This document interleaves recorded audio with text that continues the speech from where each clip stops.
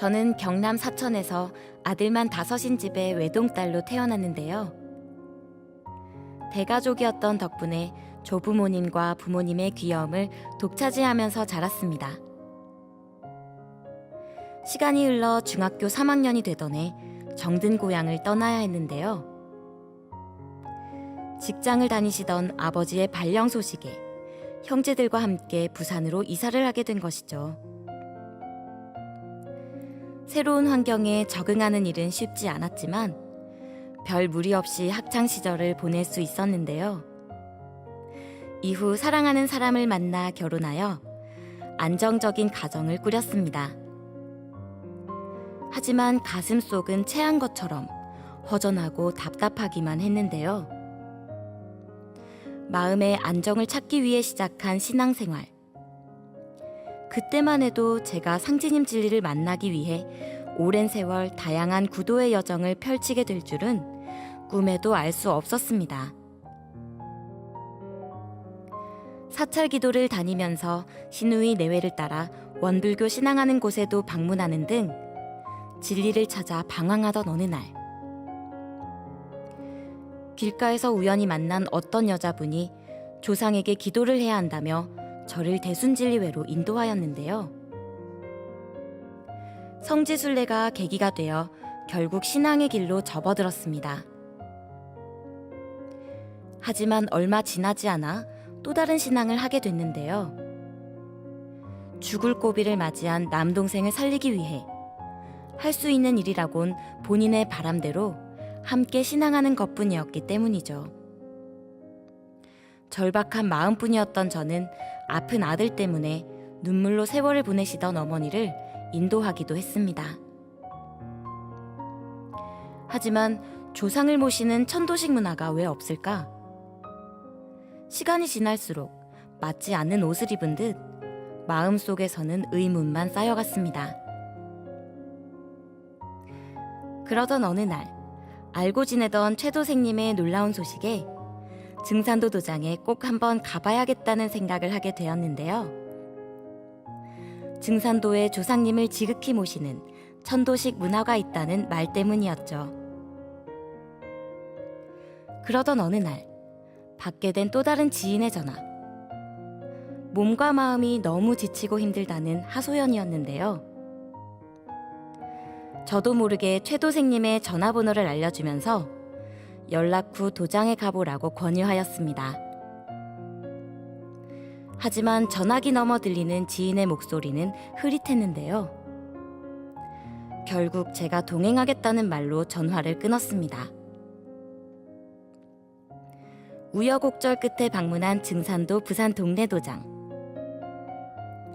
지인은 성전에 들어서면서 복잡하던 머리가 조금 맑아졌다고 하였는데요. 수호사님은 신앙 상담을 마친 후 태율주 수행도 가르쳐 주셨습니다. 또한 다음날 일요치성에 참석하기로 하고 지인과 저는 집으로 향하였습니다.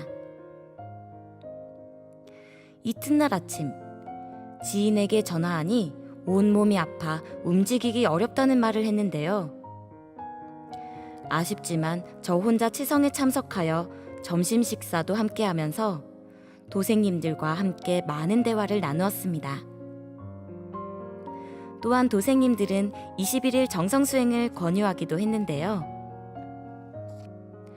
이곳에서 의문의 해답을 찾을 수 있을 거란 생각을 하고 있던 저는 바로 다음 날부터 도장에서 21일 정성수행을 시작하였습니다.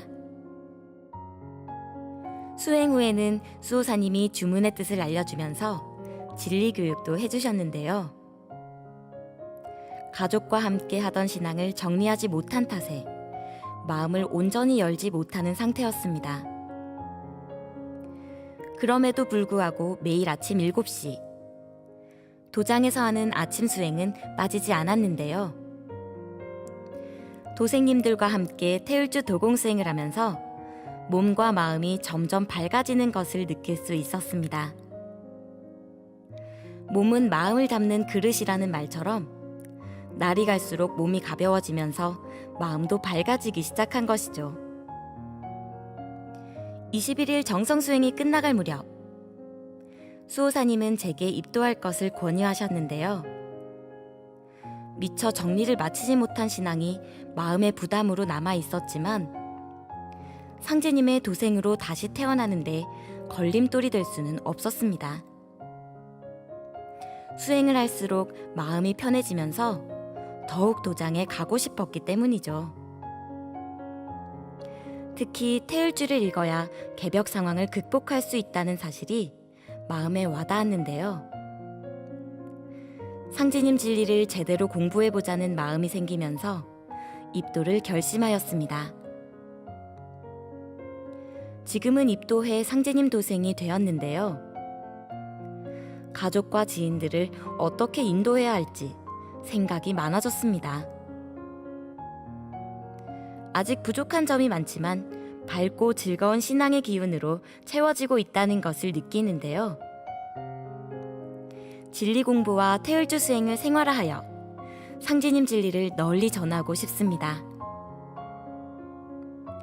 친절한 상담과 진리 교육, 그리고 배려를 아끼지 않으시는 수호사님.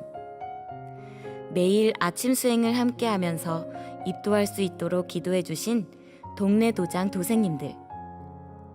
고개 숙여 깊이 감사드립니다. 제 생명의 뿌리이신 조상님께 항상 감사드리며 상제님과 태모님, 태상 종도사님과 종도사님께 보은하는 일심 신앙인이 되겠습니다.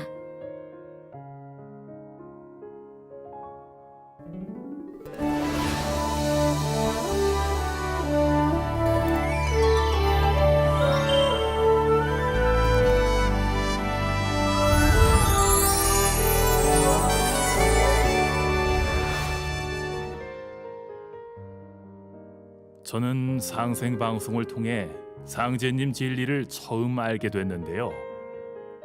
제 고향 전라북도 김제는 상제님께서 인간으로 강세하시기 전 임호하셨던 금산사가 있는 곳입니다. 방송에서 성지에 관한 이야기가 나올 때면 그 지명들이 제 귀에 참 다정다감하게 들려왔고, 때로는 마치 고향에 있는 것 같은 기분이 들곤 했습니다. 그렇게 즐겨보던 중 놀라운 일이 생겼는데요. 제가 방송 시청을 권유한 분이 먼저 입도를 한 것이죠. 고객으로 만나 30년 동안 알고 지냈던 그분은 상생 방송을 즐겨보다가 저도 모르는 사이 도장 방문을 하면서 입도 공부로 이어졌다고 합니다. 더 놀라운 이 일은 먼저 입도한 김도생님이 저에게 도장 방문을 권유하게 된 건데요.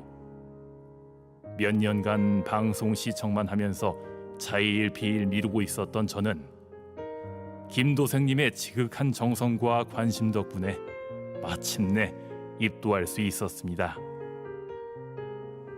저는 할머니와 어머니가 이른 새벽 장독대에 정한수를 떠놓고 기도하시던 모습을 보면서 자랐는데요. 방송에서 유년 시절 경험했던 이야기들이 나올 때면 내심 반갑기도 했습니다.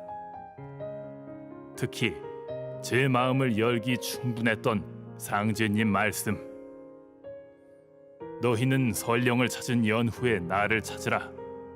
설령을 찾기 전에 나를 찾으면 6급 설령이 되느니라. 입도한 지 얼마 되지 않아 아직은 어리둥절하고 부족한 점이 많은데요. 더욱 지극한 정성으로 태을주를 읽으면서 사람들에게 상제님 진리를 전하려고 합니다.